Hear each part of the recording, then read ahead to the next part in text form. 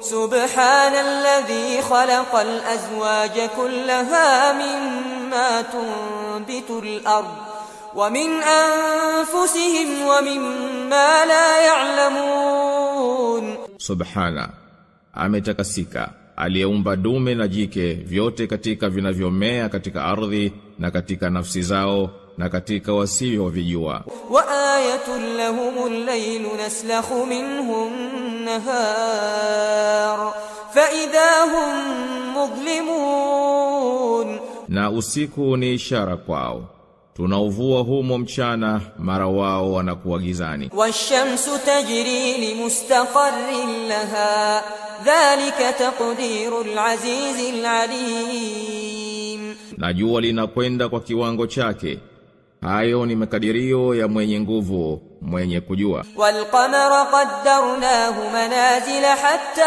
aada kal'urjunil qadim.